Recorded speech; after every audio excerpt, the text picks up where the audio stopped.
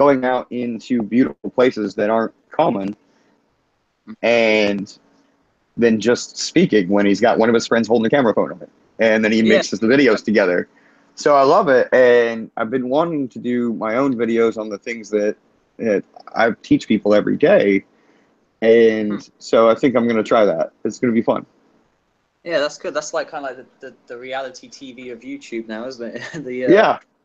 Just whatever comes to your mind, whatever happens. Yeah, I like that. I like a lot of videos that are like that now, and I've seen that Jason Silver guy. He got quite popular because he was putting out, I can't remember what exactly he was saying in the videos, but he was putting out some similar kind of conscious thoughts and stuff like that, talking to the camera, saying some exactly stuff. Yeah, I love his show. I've watched a lot of them. They're all very interesting, definitely very psychedelic, but that's Jason Silva. But he's definitely got some intense thoughts on consciousness and, you know, the nature of what it means to be human. Fair enough. That's a hot topic. Yeah, I've been really into that. I don't know if you know the template. There's a few videos. The template. It was posted in one of the Spirit Science videos quite a while ago, actually. Sounds familiar, but I can't place it. Yeah, it's essentially kind of like a program, like a code for your brain. It's like got a lot of subliminal stuff all built into it, but it's all arranged for just changing the ways the mind thinks, the path that the mind or memories take into something more harmonious, and it's all kind of like coded with sacred geometry, and there's all these different messages, and you're supposed to do it from start to finish. And I just usually go back to one of those and just pick a point, any point in one of the videos I've already seen, and go from there. And it's really good for getting inspiration, I find, or just feeling more calm and peaceful, and whatever. I do that with the Sacred Geometry movie more often than anything that Spirit Science did. I love just sitting there. And between that one, I have literally watched the Human History movie while using that story as inspiration for writing my different story worlds for the books I'm working on. Nice. It was great. Yeah. Well, you should, if you like that, then you should definitely check out the template as well. It's really I don't know. I got it pulled up on my computer so I can check it out after the show. The template is like spiritual activation codes, really. Yeah. That's awesome. I've actually had an experience with another form of codes just in the other day, just like 2 days ago. There's a small story to it. Oh, Aaron, perfect, because he's a part of it. Aaron has this practice that he's been following called the Way of the Heart, which is, there we go, which is really interesting. And is just, I mean, you can imagine it's just like a spiritual guidebook on the way of the heart. I mean, in the simplest sense. And Aaron could tell you tons about it, but there's sort of these like 2, 3 number or number sequence codes, and sort of a specific mudra for like channeling and cultivating the energy of that sequence, and what like the numerology and like the energy signature means of this pattern. And so there was like a 12 heart activation code that the other night I was asking him, I was like, would you help me with like specifically, like, do you have any meditation that I can do that would help me with like aligning my spine and like healing my back? Because I was having some I'll do the abridged version, as I had some back pain a couple months ago, started going to a chiropractor, and then kind of came full, like it sort of worked for a while and I felt good, but then there was also sort of this other feeling, which was just like the forceful pressure of creating the correction, and like wanting to do it more gently and naturally as a tree would, I suppose, of like correcting the energy and letting the energy flow. So I asked Aaron if you have any things, and he was like, I can do this like Way of the Heart activation. And much like with the template, it was like he was just like, I was expecting to be like, okay, I'm going to sit in meditation for 3 hours and be like, Om Namah Sukhiyanandara, Om Namah Sukhiyanandara, or something like that.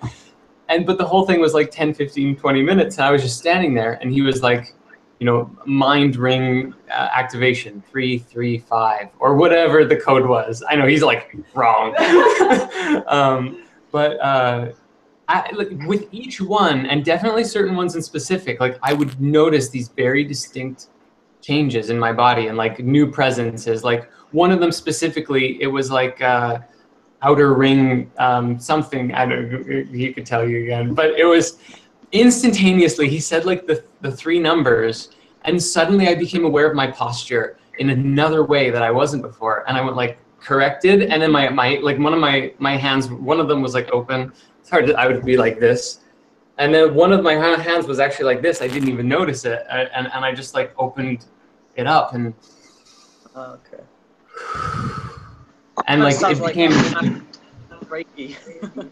It is, and he's also a Reiki master, and so I think his level of codular activation is at another level too. So I definitely props to Aaron for channeling that energy. But you can see, like, I'm very excited about it, but also it's very, because now I don't want to bug him about it, but I want to be like at least once a week, and like, can you do another code set? Because that was really good. Well, there's a seminar of the Way of the Heart coming to Winnipeg soon. We could just go and like you can learn the codes direct from the teachers themselves. That's always the best way to do it. I like it. I like it a lot. So, happy new moon, everybody. Welcome to the call. Happy new moon. So good to see you all and have you all. You and thank you guys for joining as well. It's 1:11 on the clock, and at 2 o'clock, I actually have to be somewhere, and I didn't even realize that I overbooked a thing. So in the next 10, 15 minutes or so, I'm actually just gonna bounce and leave you with these amazing souls, and you guys can just continue on in the flows and have a great day. Sounds good. Okay, cool. Can we do a meditation? We always can do a meditation. Yes. Are you volunteering to lead a meditation? Would you like me to lead it to meditation? Does anybody else want to lead a meditation? Yeah, for you? sure. If you want to, Jordan. Totally. I could try and lead a meditation. I haven't done, I've only done like 2, because normally it's an Aaron thing. But I seeing the geometry too, and I guess you guys can lead the meditation when I'm like looking at you. Do an outro. You do an outro practice. meditation, I'll do an intro meditation. That works. Sounds good. Yeah. I'm also gonna move this up here, because then it looks like we're looking more at the camera, but it does focus it down a bit to make it smaller, but then it's more, I feel like it's more personal, a little more closer to personal instead of one like, hey everybody. So yeah, okay.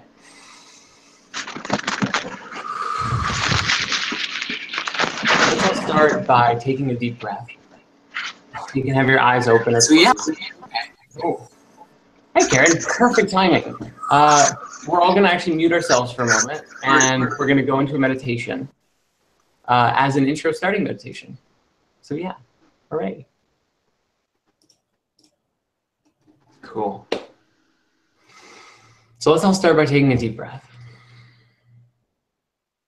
And as you're breathing, you are just becoming aware of your body. If your eyes are open, you can become aware of the sensory information that is around you in addition to your body. And if your eyes are closed, then you're more focused on the audible, what's around you and what's in you and how they relate with each other.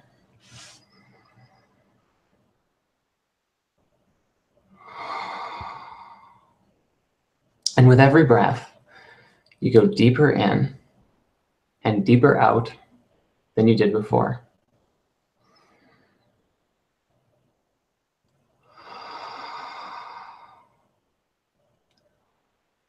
And with every breath, you go slower in and out than you did before.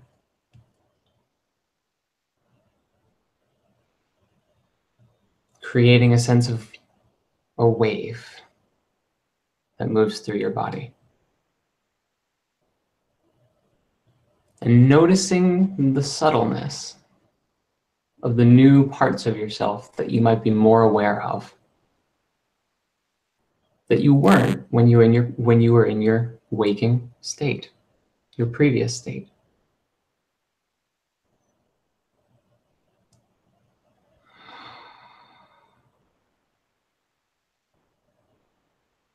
From this vantage point, observing the different things that are happening in your life, observing the events that are taking place, the feelings you're feeling in relationship to the events, to the interactions with other people, to the circumstances that transpire before you and around you, the ones that you're involved in and the ones that you're not involved in. That event on Facebook that you're not going to, what is it? Why does it exist?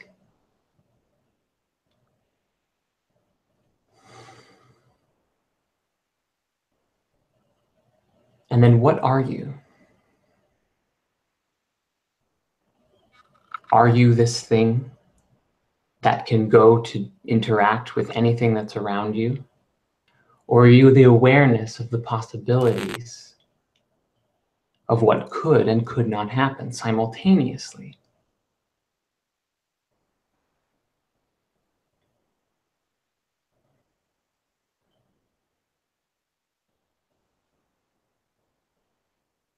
And you're breathing, still deep, still flowing, from one thought to the next, from one feeling to the next.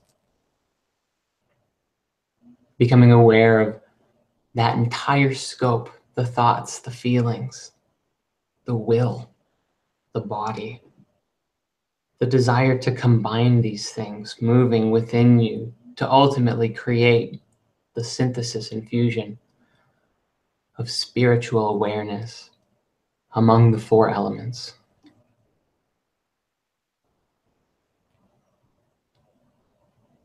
Altogether, they are the fifth element. They are the true you, the you that created the individual four elements, the you that created the body, the you that created the feelings, the you that created the thoughts, the you that created the will.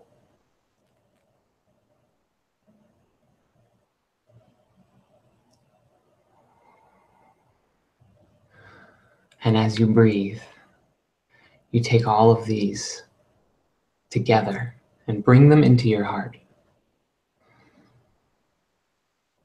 And once it's in your heart, it begins to grow upwards, downwards, outwards, and inwards, expanding all around you, deeper and deeper inside you.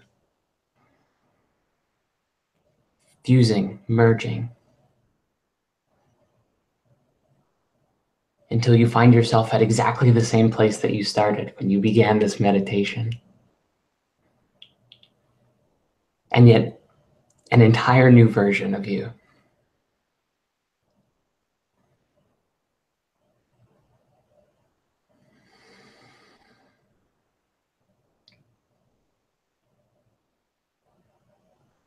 And then you open your eyes.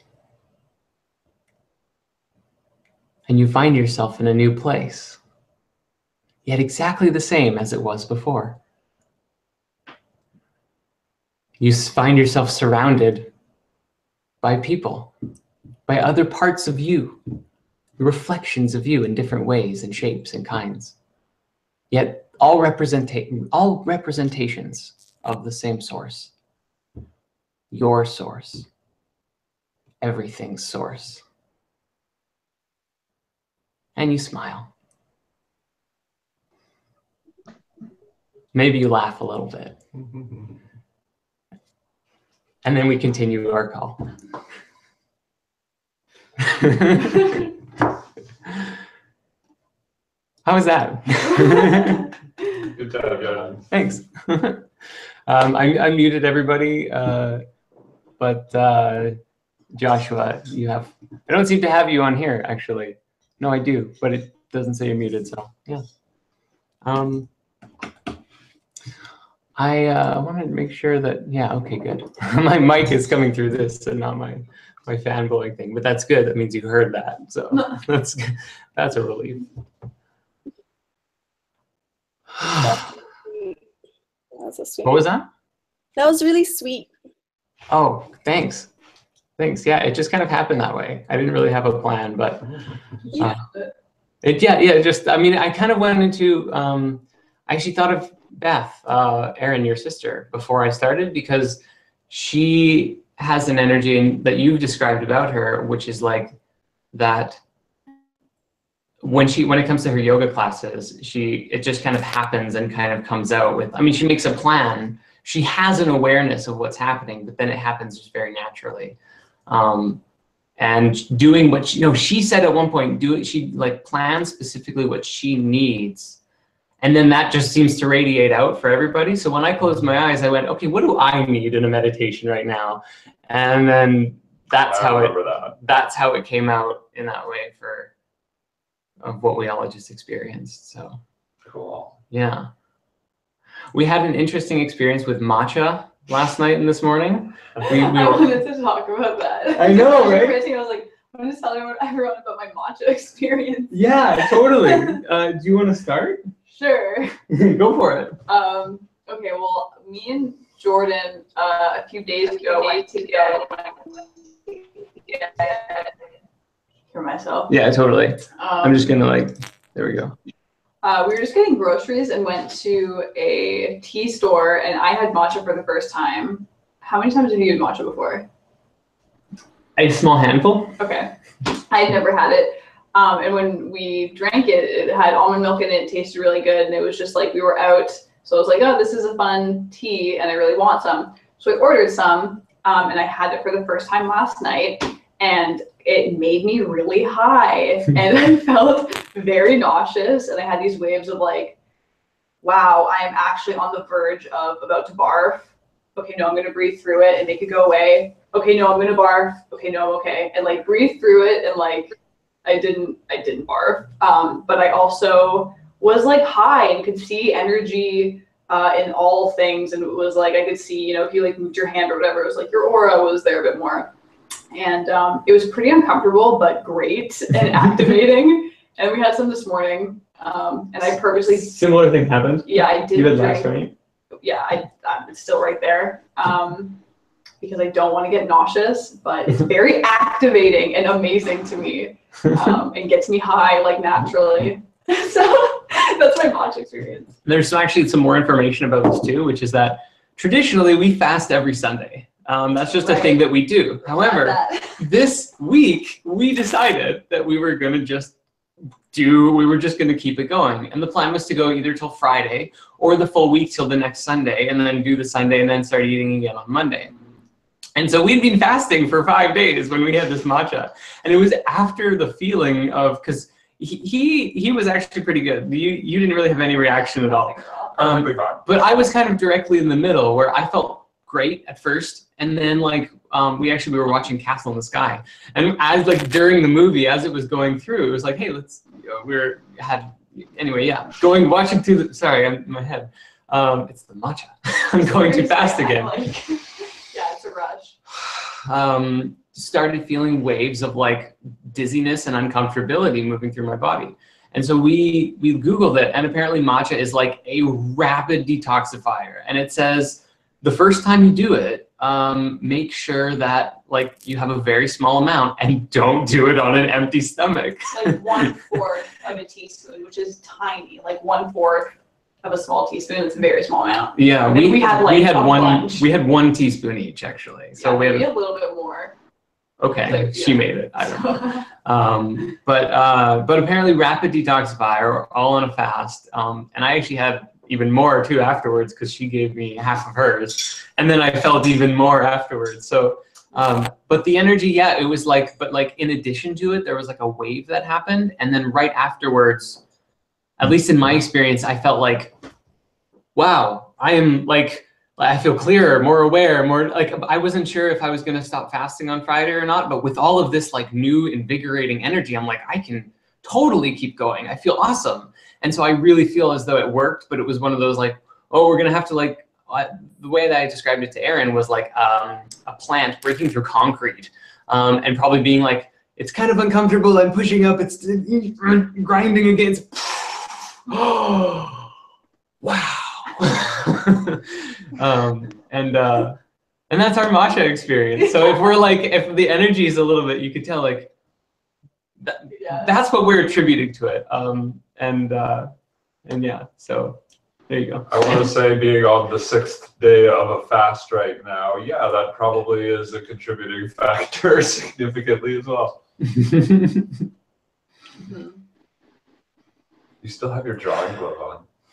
I do. Actually, that's a part. Thank you for bringing that up because I wanted to show this before I go. And it's 1:25 and I do have to like, I got to bounce. So before I do, I want to show everybody this thing that I've been working on. Because it's really fun and I haven't done anything like this for a long time. This is a painting that I've been making in Autodesk Sketchbook. It's one of my favorite painting apps. Can you see it? Yes. Okay, cool. And there's a bit of a story behind it and also like a bit of Laputa like that's sort of happening there because we, you know, castle in the sky. We were like, it's all going together, you know. But I've actually been meditating on whether I wanted to express this. But being that I'm showing you guys this, I'll just tell you like a brief story of what happened recently. Am I sharing myself too, or is it just my screen? Present to everyone. Oh, I am screen sharing and now presenting it. So now everybody else can see it too. Is everyone muted? No, I think everyone's just really quiet. Are you guys muted? Can you hear us? Okay, Psionic, I can't hear you. Joshua, I can't hear you. Karen, I can't hear you. Jocelyn just showed up. Yay. Jocelyn, you come. hello. Oh, Jocelyn's muted. We're having like, I feel like I'm on the spotlight. Hi. Hey, cool. I was just showing this picture that was sort of in the works. But you know what? In order to tell the story, I kind of really need more time and I am moving really fast. So I'm thinking that instead I'll just say, this is a really fun painting that I'm working on. And it's for something special and exciting. And maybe we'll tell you next time. And it's a work in progress, but I hope you like it. And yeah, let me just bring it all back now. Do that. Oh, and here we are. Okay, cool. So yeah, thank you all for hanging out with me for a minute. I know I just like didn't really like let anybody talk much, but Jocelyn's here and now you can talk about astrology and the meaning of the new moon and earth changes because she is so up on that stuff. And if you guys want to move forward or do whatever you do, I'll just let you handle it and enjoy your journey. Thank you very much. See you soon.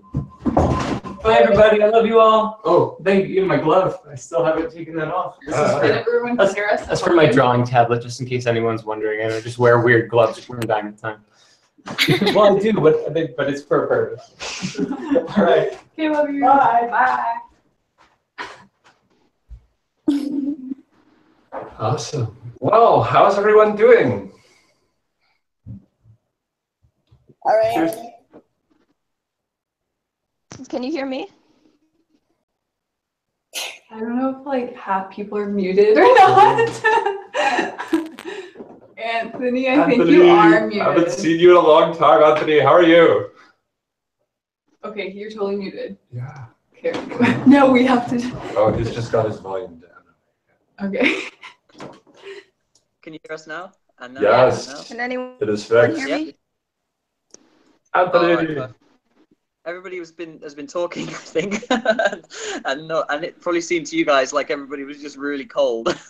Right. No, I figured everyone we had them muted and we were talking over you guys possibly. Sorry.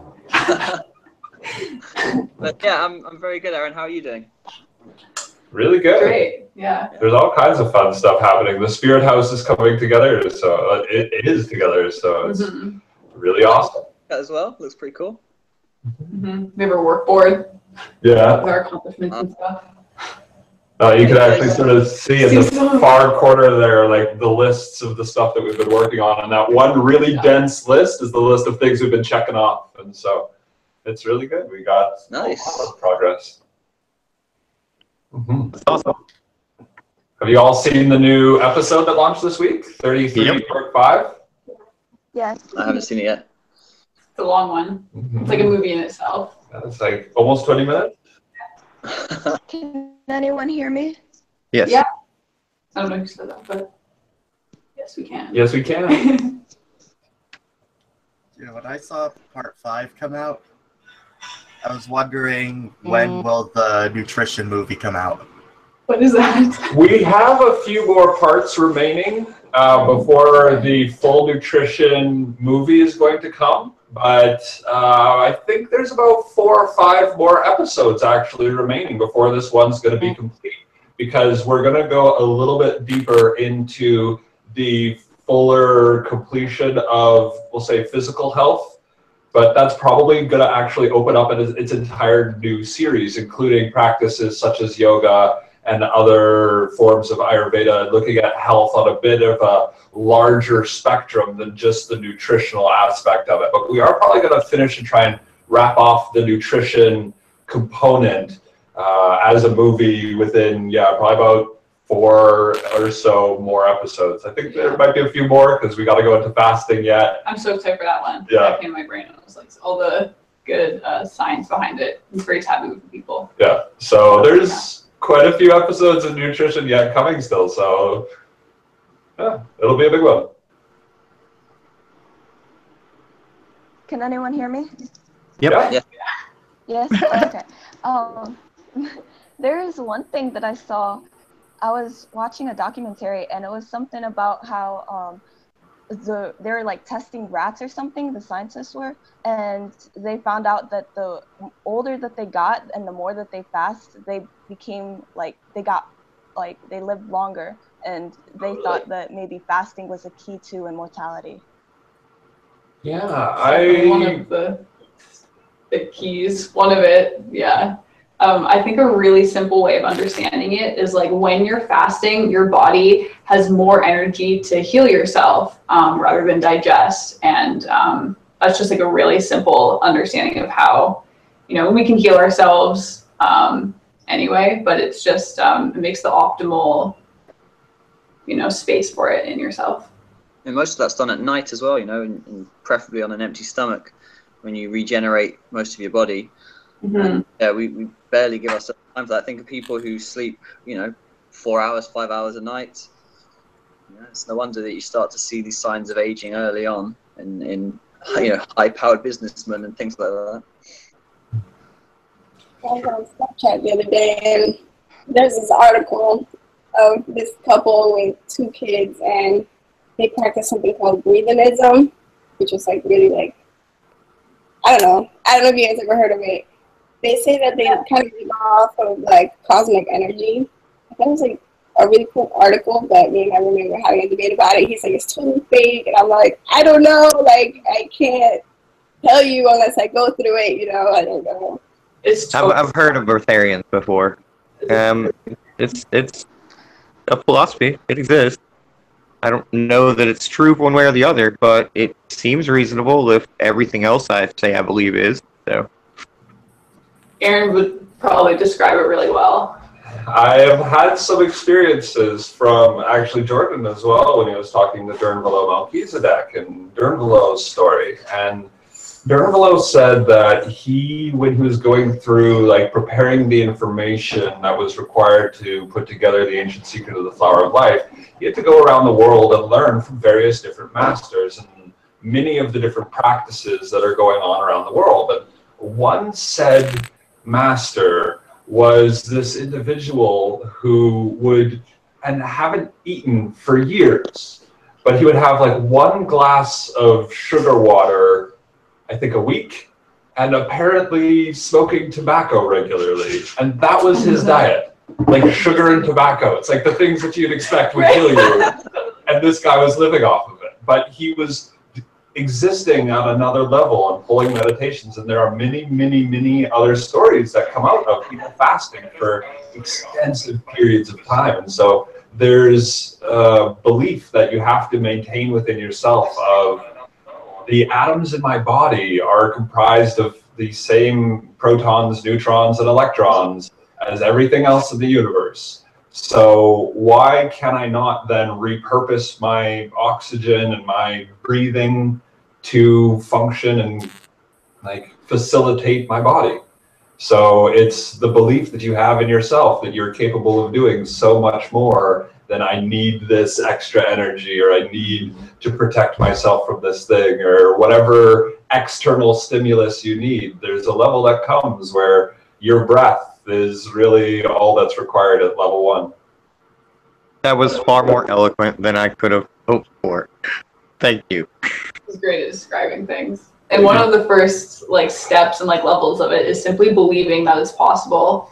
And that's same with like fasting too, just doing like a day fast. If you feel like, oh, I feel so shitty, and you're just telling yourself that it sucks, it does a lot more. And I've been going through waves of that with this like 6-7 day fast of wanting to stop and being like, I feel like crap. And then just like breathing and embodying feeling good, and my body just like feeling great, like I have energy, and that yeah, you just need to maintain like a deep breath sort of all the time. To me, it's the focus of where are you paying attention. In my being at any given moment, I could be feeling very comfortable, or there might be a thing or two that's currently like a little uncomfortable. Like I might notice that part of my foot here is falling asleep, right? But what am I focusing on? Am I focusing on the part that's unpleasant and uncomfortable, or am I focusing on the totality of the experience and going, oh, I'm learning, I'm growing, there's information that's coming? And so if you're focusing on the positive aspects, you will pull more positive experiences. I mean, if we look at the world as a good example of this, what are you focusing on? Are you focusing on all of the very disruptive circumstances that are going on out there? Or are you focusing on all the positive and wonderful uplifting things that are going on out there? And our news specifically doesn't really broadcast a lot of the good stuff, so you don't get a lot of that exposure to the same degree. So I think holding awareness for the fact that there is so many amazing and wonderful and awesome people out there on this planet doing awesome things. It's like the same thing with your fasting. It's like I can focus on the part of me that feels invigorated, or I can focus on that little bit of uncomfortability that kind of exists in my belly right now for not having eaten solid food in 6 days. Mm-hmm. And I feel like there's always an undercurrent, like Eckhart Tolle talks about in The Power of Now, where like the suffering is like the ripples on the top of the water. And underneath, if you just dive underneath the water, there's always stillness and completion and peace. And so the mind is often like the surface. It's what creates the ripples and the expenditure of unnecessary energy. But I think one of the main principles with breatharianism is that you have to step out of the mind. And that's why most people go into, like when they're fasting, like some sort of vipassana, which is like silence and just witnessing, because the mind is what dictates so much depletion, I feel, of the body. And if we release from the mind, then we expand into, or you expand into this deeper, not just awareness, but like literally God force itself, witnessing and moving through your body. And that's where life is created. So there's that choice point of, am I going to believe the story of who I am in this lifetime and what I need to survive? Am I going to surrender to the all-knowing, to the omnipresent, to the vast abundance of what is available in our environment all the time? Mm-hmm. That's very interesting, Jocelyn. And you were talking about that thing with Eckhart Tolle. So is his name Eckhart Tolle or did you say Eckhart Tolle? I don't know. I say Tolle. I've heard both. And it reminded me of something I read from a tantric yoga about distilling thoughts from the mind and how your subconscious or your inner child or your soul drinks that. It's like the nectar. It's referred to as the nectar, and that's translated through the creative or throat chakra. And then you respond to that with love, and then that bursts out in a way. But it kind of all connected up with what you were saying there about the stillness under the water, the top layer, and everything like that. It's quite interesting. Mm-hmm. But it's interesting you say nectar. That makes me think of, I think this has to do with like breathing with prana, but there's also like nectar from our pineal glands that I've heard that you can just live off as well. And I think it just goes hand in hand with being breatharian, and like you live off the nectar of your pineal glands. Other things. I think that, like you were saying earlier, all this keeps reminding me of, you mentioned we're made of protons, neutrons, and atoms, and just, we were talking about Drunvalo, and researching him got me on the idea of watching Nassim Haramein. And the more I understand of the physics and how it relates to sacred geometry, the more I understand that there is no physical matter, there's just information. So it's basically we're just editing some information to be a different kind of information for us, or rearranging where the information is laid out, all through controlling the program that is our consciousness. Right? Yeah. Well said. So, yeah, essentially all of this is not real.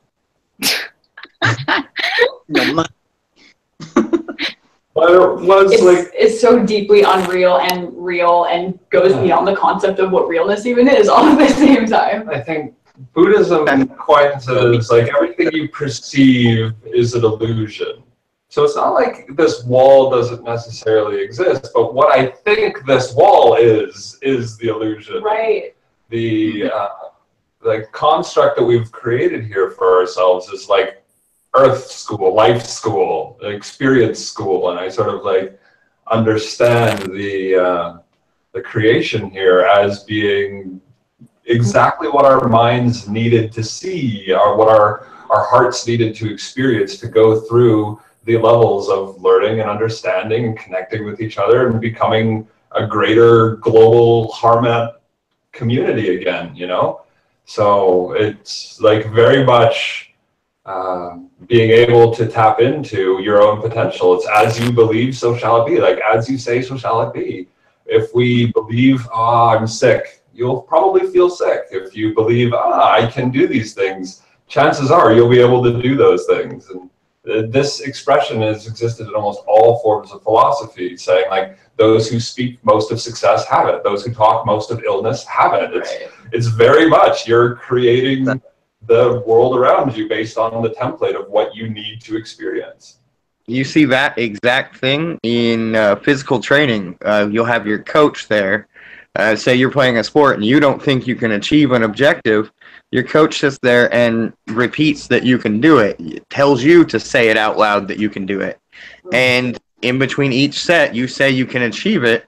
You get closer and closer to achieving it until you do. And until you're doing something that you didn't believe your human body was capable of doing. Totally. Very much.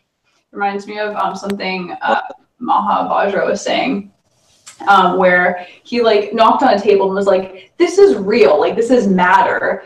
But the concept of it isn't, where if you put a tablecloth over it and a child comes in and then uses it as a fort or whatever, it's like the concept of a table is like ever shifting. And from our perspective, like, yes, it might be a physical, thing, but it's like the perception and the concept of it is not real. And we decide what it is. Mm-hmm. And then on a higher level, like everything's just energy. I mean, it's even that like you were talking about Nassim Haramein, Joshua.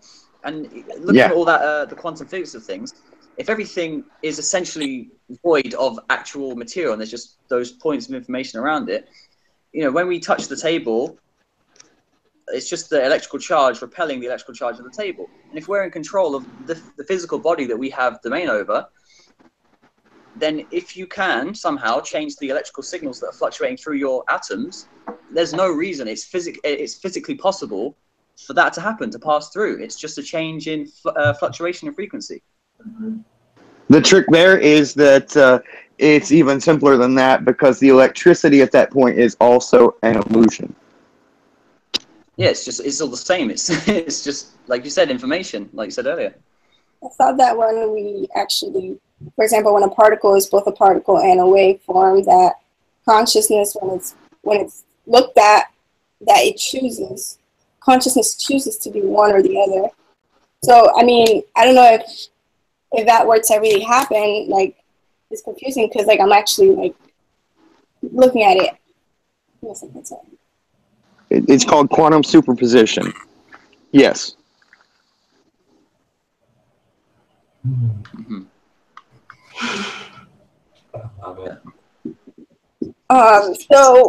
So I mean, if you're actually looking at it, it's because, like, it's kind of like, I don't know if you guys know what quantum superposition is. Yeah. Yeah. It's kind of like the particle is both wave and matter, but when it's measured, it's like one or the other. Mm-hmm. And that's because in order to measure it, you have to decide which one you think it is, because the measurement for one is not the same as the measurement for another. So you're literally making the decision of which one you think it is by choosing to measure it, by how you choose to measure it, which collapses it from potential into reality. Yeah, something finite and... Makes sense. I remember learning about I think it's like the double slit experiment in school, and just like not being able to wrap my head around how we were literally taught that we create reality by observing it. Particles go wherever based on our observation. I remember as a kid, I was like, what? No, that doesn't make sense to me. I don't have that kind of power or responsibility. Right, and it was so science-based, there was no like spiritual aspect of it. So. Yeah, no, I really cannot wait until we have an entire world of people is fully incarnate and aware of their potential at this level, just creating miracles continually. It's going to be awesome. That'll be something. I can't wait for that to be there. I think it might be happening right now. And the more that we open our perception to it, the more we're able to see it. I was actually... It's day one, hasn't it? But it's just the awareness that's changing. Yeah, I was having a conversation with Drea about this last night on the paradigm that there is an entire another reality of beings and buildings and places on this earth that are just vibrating at a level of a frequency that our visible light spectrum can't see it, our tools can't measure it, but they're very well literally could be heaven on earth right now, and we just can't see it or can't like exist on it because our vibrational level doesn't match. That's actually when everybody keeps talking about, you know, like the 2011 or 2012 and all these gates, and we're supposed to vibrate into a whole new world, and then they'll sound dejected afterwards, like we didn't. But look around. Can you not see that people are being more aware and conscious? We are in that brand new world right now. It looks the same because it's basically just the next level of the game. But we're still there. Yeah.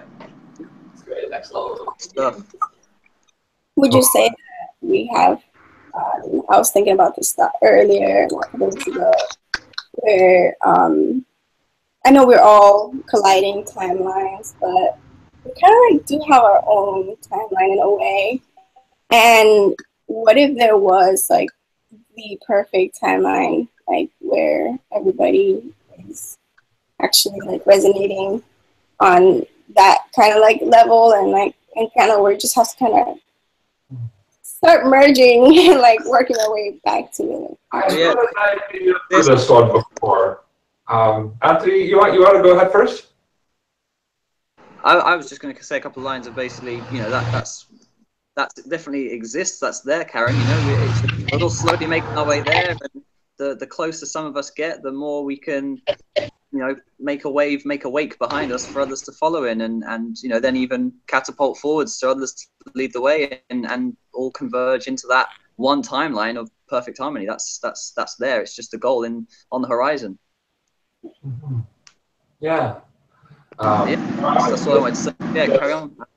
The potential that they're all existing in a multiverse simultaneously. The one that you specifically are experiencing is the version that you're focusing on.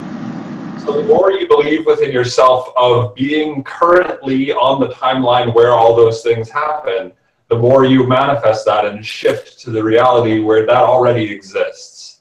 And this comes from some of those channelings, like even from the early Spirit Science episode, where it's like you're continuously shifting. Every breath you take, you're shifting from one parallel universe to another parallel universe based on your perception of what is possible, based on your beliefs, based on your spirit and who you are and what you need to experience. So I believe deeply that we are in that heaven on earth paradigm, and it creates amazing things. So yeah, if you focus on that potential, it happens. I have another question. I heard of this like thing called like contracts for many people. I don't know if it's like kind of like a soul contract that of the things that we have to kind of go through, and we have to like go through them in order to grow through them. I don't know if you want to talk or can talk a little bit about that. Thanks for that. I was really interested in specifically like the energy around like the words of a soul contract for a while. And what that means to me, I think, is as we're like infinite beings that ultimately exist out of time, all of our souls, as we chose to incarnate here, chose to do so with the certain people in our lives, with our family members, with our enemies. And when you come out of it, it's like all just, you know, it's like almost like you can see like this as source, and like we all have our different souls down here, but it's all one thing interacting with itself. So to better understand itself as source, we chose to like have everything happen in our lives. So you might have a soul contract with someone who might like kill your mom, and the experience of that is to understand that experience, and better just understand like source itself in the end. So having a soul contract with someone is just like a pre-made agreement, I think, that ultimately exists outside of time. It's not pre anything, but that's how we understand it, to experience things. And a lot of times soul contracts can be super traumatizing, but when you come out of it, it's like, oh, it just is, and I learned that experience, that's great, let's go do it again, or whatever. There's a couple pieces of information that come up. One of them is the Celestine prophecy, when it's talking about, I think this comes from the either 10th, 11th, or 12th insight, but your soul before it's born does have an understanding of the potential of the life it's about to go into, and then knows its parents, knows the big traumatic events that are going to happen, knows the main shifts, and chose that willingly because that is exactly, perfectly what your soul needed to grow and evolve from exactly where it is to the next step and infinitely over. Then there's the Mahajriya perspective, which goes like from the eternal soul perspective, the big event in your life right here, which seems like a very dramatic thing of your close one passing away.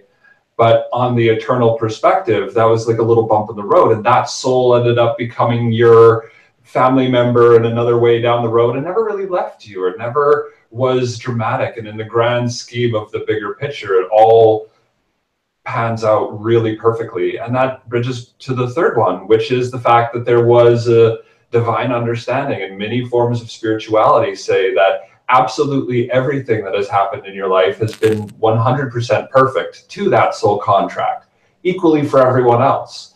And so when you think about it and you go, how can all of the spontaneous synchronicities and events of the world for everyone's unique perspective be happening in such a way that it is absolutely perfect for them, for where their soul's at, and what they need to experience to go and to transmute as immortal beings to get to the next level. And the fact that it's perfectly happening for everyone all simultaneously on this earth, it's mind-blowing to even fathom the kind of construct that would be required to build such an earth where we could all split into individual perspectives, but so perfectly have the template set for us that we would eventually go into the unity consciousness of becoming essentially God again.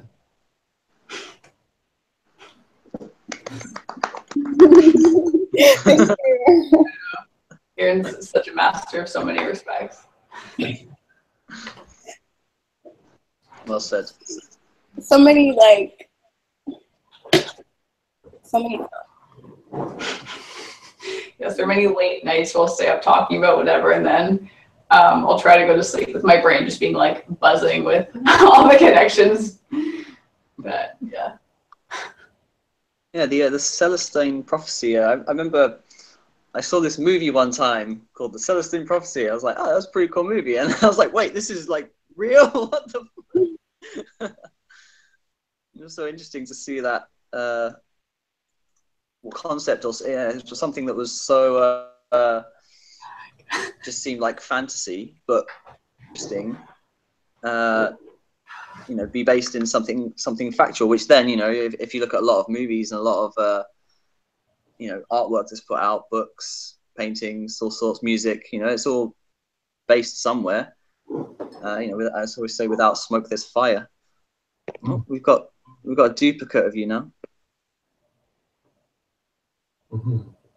Yeah, I mean, if it's there, it was meant to be there. It was perfectly placed there for you to trigger an experience. And so to be able to hold a humble resonance for even the random stranger on the street, being able to be a spiritual teacher, to have wisdom and insight for you, to do, like, every time you stub your toe is like a master teaching you a lesson. Right, so even like super traumatic experiences, which is for many people almost impossible to master at all in their life or in the moment.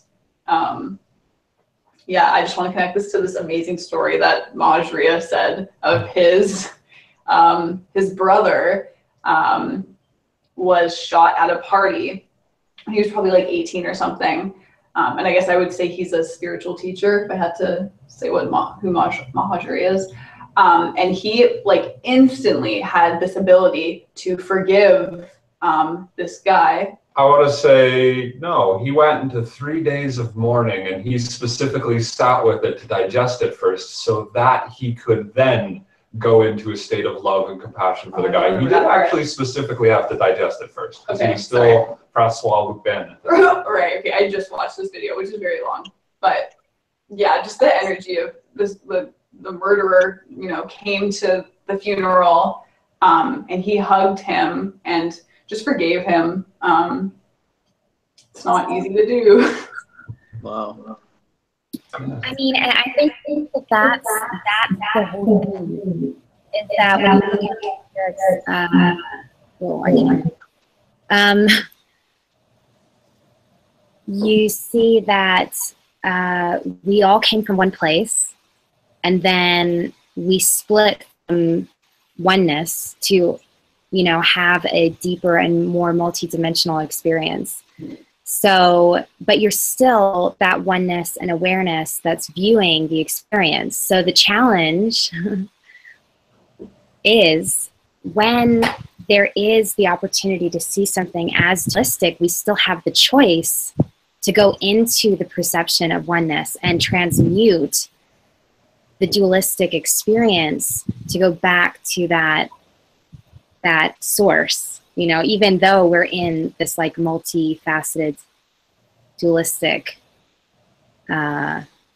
environment, you know, like you were saying, when you stub your toe, you can either make that your whole day is terrible experience in, you know, and it doesn't mean anything. It's meaningless, you know. But you as the observer have that choice point. I wouldn't call it meaningless. I would call it very specifically a learning experience. Why did I stub my toe? How was I being, well, if anything, for me specifically, if I were to stub my toe as this example, I would notice that my breath probably wasn't deep or on point at that moment. And I would use me stubbing my toe as a reminder to say, oh, where am I again as a soul and as a being? And how am I being, we'll say, in my physical form, or am I observing myself as being more than that? And so I use the small and insignificant things as being just another teacher and another form of experience of research and development. Is every day you wake up, you get a little bit more experience, a little bit more information. Am I able to hold resonance for my breath, consciously aware of how I'm acting, how I'm feeling? If I'm creating this reality around me, how am I doing so? Are my thoughts being positive? Are my thoughts being negative? Doing this meditation continuously allows the experience to come through as just pure information. And yeah, it's opens the forgiveness aspect of it, where you now can look at others who have, we'll say, given you information that you didn't enjoy or didn't want to process at that point in time. And you just hold forgiveness and compassion and understanding because it's helped you grow. It's what your soul needed at a deeper level. And whether or not we hold the understanding of why did I need to learn it that way? That's a great question. Ask that question. Why did I need to learn it that way? And chances are you'll start getting the information of, you had opportunities an infinite number of times in an infinite number of lifetimes probably before this to learn it other ways, but chose to make the decision to create it this way. And all of those compound choices put you here. So love it, appreciate it, and be like, moving forward. I have a quote on the wall that basically encloses that idea. Your pain is the breaking of the shell that encloses your understanding. I like it. Yeah. Because, yeah, you're right. That's it. You need that experience or you're not going to grow. It's like you wouldn't have, as a child, gotten up and gone to school if your parents didn't make you get out of bed and get on the bus, right? I see it as like, this is the densest reality. Like, this is the densest reality, one of the densest realities that we can be in. So the challenge is like to not get caught up in, like you were saying, like I could be a table in an environment, or I could just be a thing in a room instead of like an actor or a piece in the environment. I don't know if that makes sense, but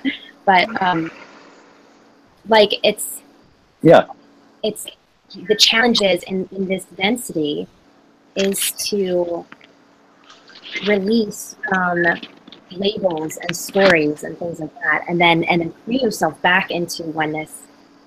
Not saying that we ever separate, but the perception is what separates us from all that is. And so, like, the experiences that we've drawn into our template are made up to where we can release from those labels and become more familiar with where we originate from. Like, in a way, if you have super traumatic stuff happen to you, then you're blessed because you've been given the opportunity to transcend one of the biggest limitations within this reality, to return to oneness, to know that you are still, you know, the person that killed your brother, or, you know, the person who raped you, or whatever it is. You have that opportunity to see how you've been a part of that story, how you've been a part of that creation story. And then go beyond that to know that you are not the story. You are not this body. You are not this, this one lifetime, that you are so much more. And you have this omnipresence that is almost unfathomable by the human mind alone. Indeed. I wish I had a better set of words to go with that, but seriously, indeed. How are you guys doing with the new moon? What are you guys feeling during this time? It's been wild. I'm not gonna lie. It's been definitely interesting, but not in necessarily a bad way. I've had to come face to face with the way I looked at people and situations in my life, and the way I've always comported myself, and realized that I'm probably the reason why things haven't worked out in the way I thought they should, in that I keep holding people's hands when they need to do it for themselves. Yeah. I think nice. I feel something similar, Joshua. I'm sorry? I think I feel something very similar to that. So I be on that level. I've always wanted to help people, and I'm always there for them. And I mean, I sacrifice my own time, my money, to the point where I skip eating half the days of the week, and it's been a habit for over a decade, so I don't even think about it. You know, I'm just like, well, I can budget some lunch money aside, and then I wind up using half that lunch money to help this person with this problem or that, or whatever I need to do in order to help this person with that problem. And it comes to a point where I realize that if I keep doing that, it's perfectly acceptable and fine if I'm happy with where I'm at, and if I'm okay with staying basically, I'm not really broke, but basically broke all the time because I spend all my money doing these things. When I could do a lot better if I had listened to my high priest years ago when he said it's great to have your head up in the clouds, Josh, but you also need your feet firmly planted on the ground so you don't fly away at the first strong breeze. And so I realized that if I don't take care of making sure I've got enough food when I need to eat, what I need to eat, instead of junk food, because it's what is available for $1.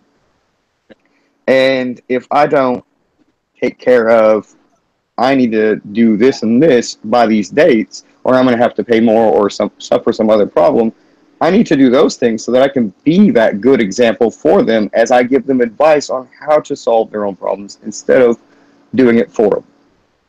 Yeah, I can empathize and understand exactly where you're coming from. Like, my understanding has been, well, first, giving starts the process of receiving. By being open to giving when you have very little energetically, that action has tremendous impact. And the spirit that is around you will provide for you. The people in your community and those close to you will notice, and you will be uplifted. Even in this conversation, you're probably getting emotional, energetic, at least for me, saying, thank you for the work that you do, because that is tremendous, and this will impact your life and come around. I also understand that by taking the time to say, how am I being as healthy as I can be in my body? Am I taking the time out of my day to meditate? Or am I spending all my time trying to help other people? And if I don't have the time in my day to maintain my own practices, chances are I'm not actually able to help the person at the degree that I would. So if I'm sitting at, we'll say, 10% of my natural self, I'm not going to be able to help the person as much. Whereas if I take the time to practice and get my energy where it's supposed to be, now I can give 100% and it'll help so much more. So very much like exactly. I feel like it's very sorry, Aaron. I feel like it's very in tune with the energetics that are going on at this time, because it's a new moon in Cancer, and Cancer is the sign of the mother, of the nourisher, of the nurturing aspect of our consciousness. And so what's cool is it's like, you hear that if you don't put the oxygen mask on yourself first, then you can't save anybody else on the plane. You can't, you'll pass out. So what I think that this is revealing for a lot of people is the emotional undercurrents of nourishment, where it comes from, how that's implemented, like how it's sustainable, how you can hold others, how you hold yourself. It brings you into that like immediate family, and then also the extended family, the relationship dynamics between everyone. So that's cool to hear that you're exploring that archetype, you know. That's really interesting, because as I release the need to take care of people in the way I have, I'm realizing that that identity has blocked or caused me subconsciously deny any attempt at help from people. I don't receive well because I'm too busy trying to give. I don't stop to think, oh, I really do need this. And so that's been one of the major lessons for me, is the balance and nourishment. So that's interesting that you say that. It's kind of like you can't give what you don't have. Yes. So like if you don't have love for yourself and that love builds up and you actually have that love, then you can't give it to anybody else because you don't even have it. Exactly. That's the truth. It's like you're pouring from an empty cup. Yes.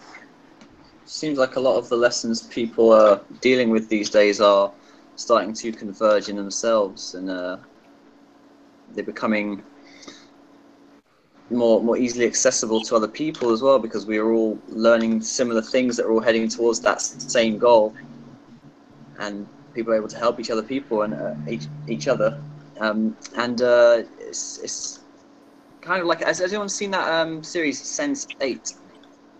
Yes. I keep wanting to watch it. Series. I love it. It's my favorite. Yeah, it's really, really good, and anyone who's not seen it, it's such an amazing. I'm surprised it even exists. It's a really, really good piece of art, and a fantastic series. Good watch. So anyone who feels like they want to watch something later, that's a good front runner. I will definitely check that out. Thank you. I have a question for you, Jocelyn, if we still have a little bit of time. So I heard something that about the signs, the Zodiac signs, that we kind of have to like graduate each sign and go through all of us or something in that way. I don't know if you could talk a little bit about that. Have you heard of the law of one? The Lord of One? The law. Like known as the raw material. Yeah, and they talk a lot in that about like the harvest, or like this converging of consciousness within, a planetary sphere, to the point where you will get the graduation, as you spoke, into a new state of awareness, and like a new set of laws will then apply to that planet.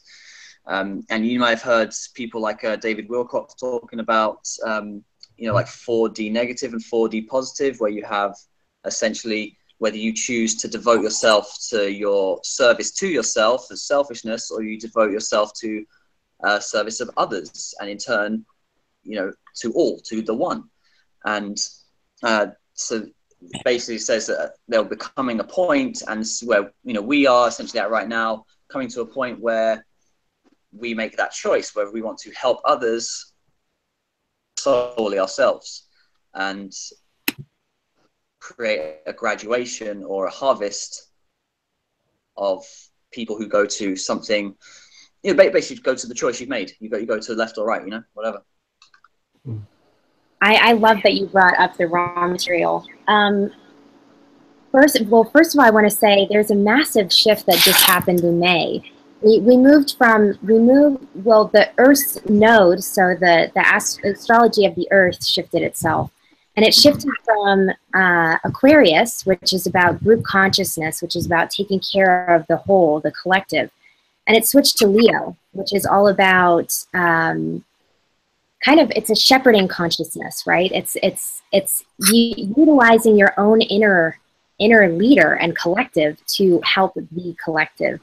So when you're talking about selfishness, what's really interesting is when people think about being in service to others in relation to selfishness.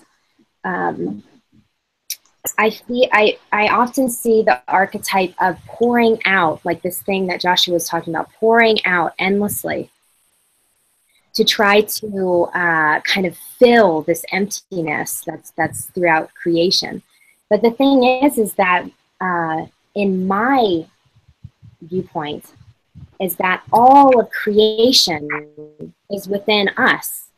So there's a difference between selfishness, like going and taking what you need at the expense of others, and there's the equilibrium of feeling into that place where all things thrive, where all things exist, and making decisions from that place. And in that place, you serve the collective, but you serve your own inner resonance, uniqueness, creative expansion. And so that's the sustainable model that I think is like wanting to be expressed and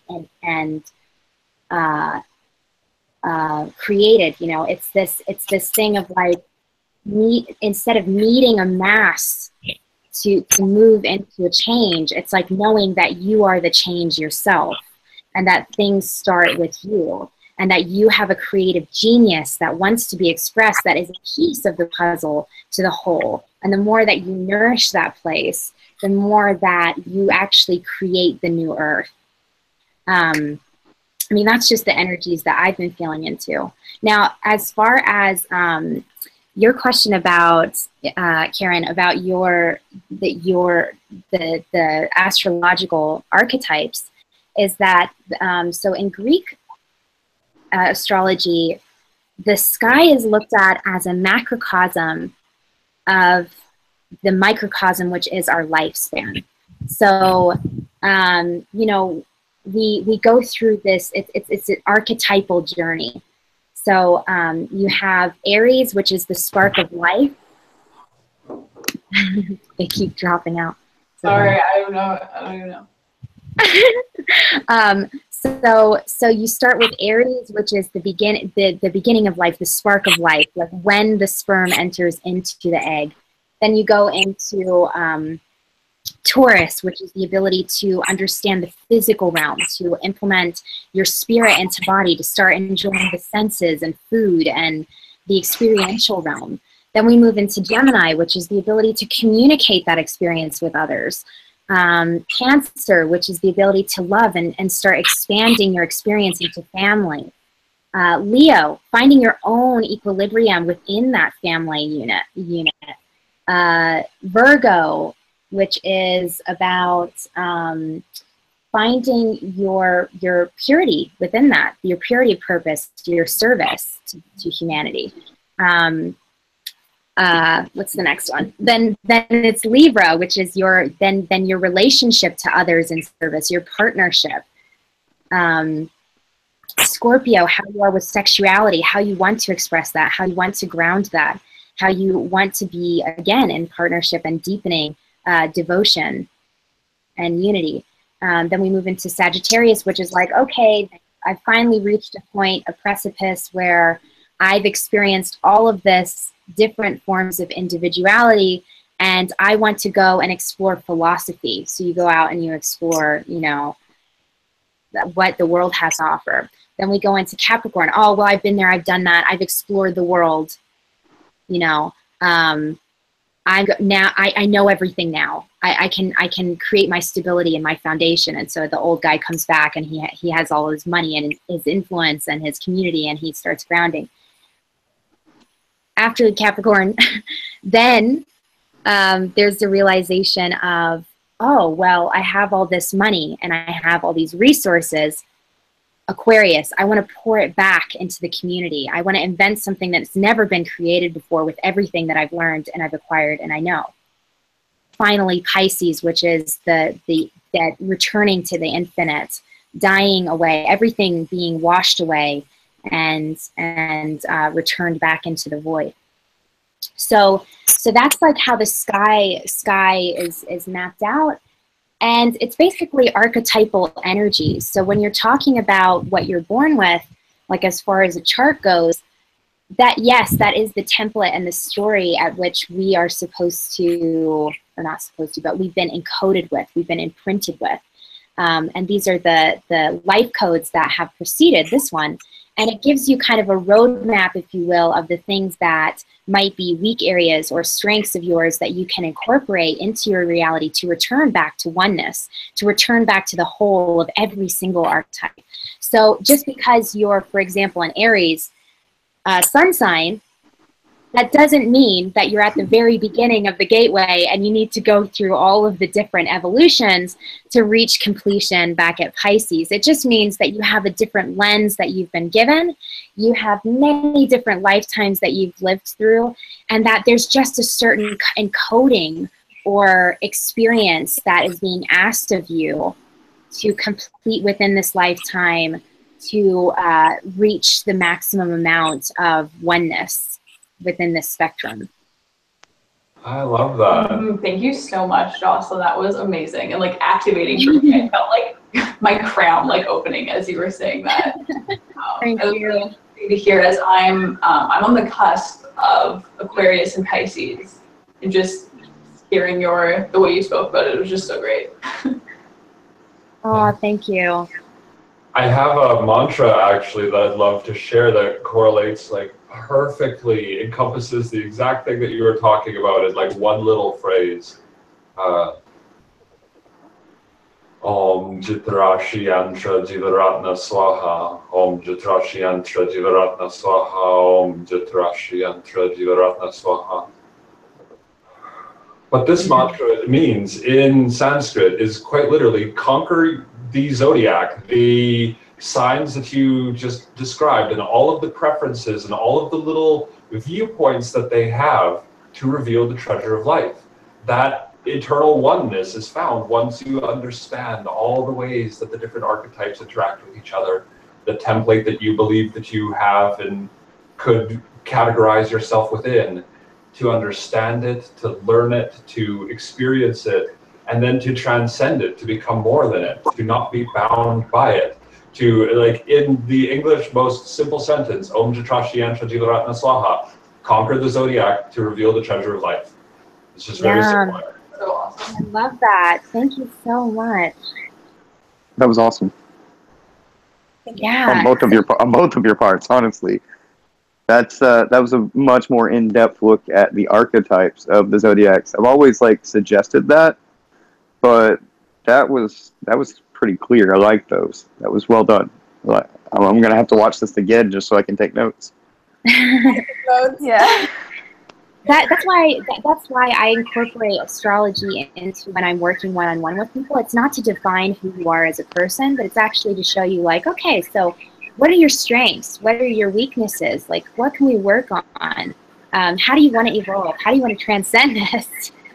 Basically, how do you want to return to God and be a God in a human body, you know? So, yeah, I love that.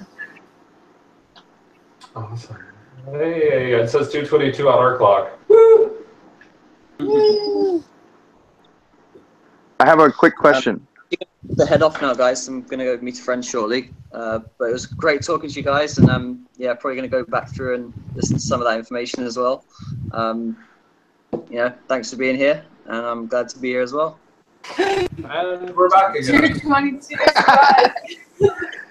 It was nice to meet you, Anthony. Bye, Anthony. Anthony's leaving. Bye, Anthony. It was very nice to meet you, Anthony. Bye. Namaste. See you next time. Namaste. I myself would really love to do a closing meditation to solidify the group, the energy, and the conversation that we had today, and just send it forward and move on with our days. Great. Sounds I great. will say, if we get disconnected during this, Right. that might be the have a great experience. Okay, if that does happen, I want to ask really quick, Jocelyn, do you have any time to talk after this at all? Yeah. I think a little bit later in the day. Okay, yeah, just let me know. Because Okay. I just really want to talk to you. We had planned to talk today, and this was perfect. Cool. But yeah, I really want to have a Skype call with you. We will. Yay. Okay. Cool.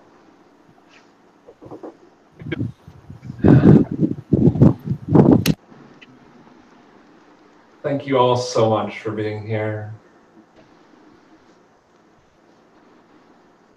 Just take a moment again to observe your breath.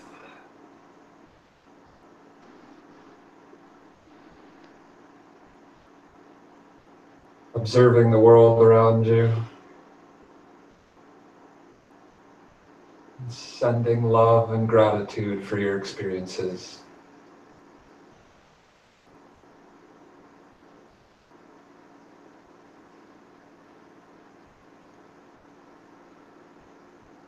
We will meditate on the first city, the smallest or the most refined. So picture in your head, in your heart, the smallest thing you can think of. Maybe a small cell within your body. And observe yourself being there on the smallest level you can. And then go smaller, smaller still. The city or the mantra is the word anima in Sanskrit, meaning the smallest or the most refined. Anima. Anima. Repeat the word in your head. Say it out loud. Anima.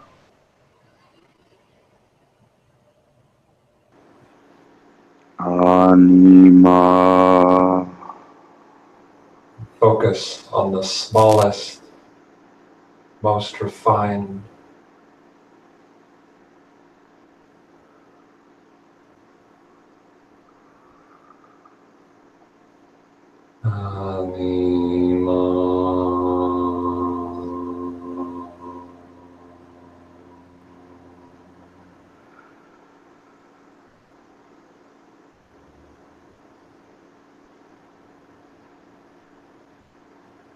Smaller and smaller still, till there is nothing around you but consciousness itself. Anima.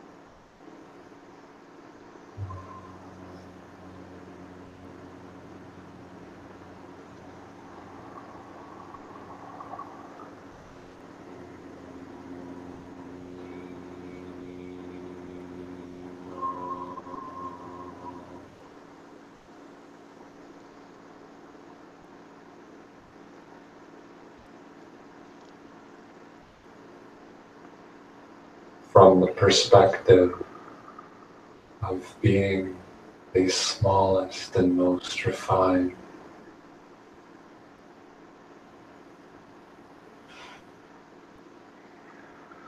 You can practice holding this state of being as you go about your day, as you go about your breath, knowing that this experience of being more refined still, is present in your awareness.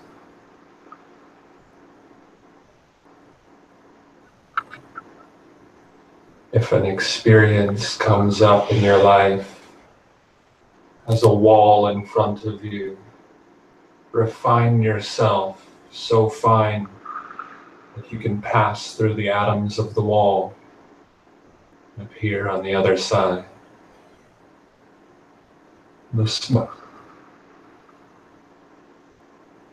smallest, the most refined.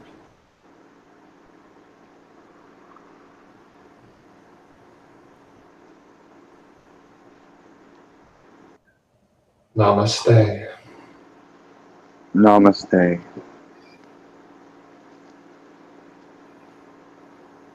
Thank you. Love you all. I haven't done a heart like this. So next Much time. love. I love you all. Have fun. So much. Love you as well. See you next time. Yes. Ciao. Love you. Bye.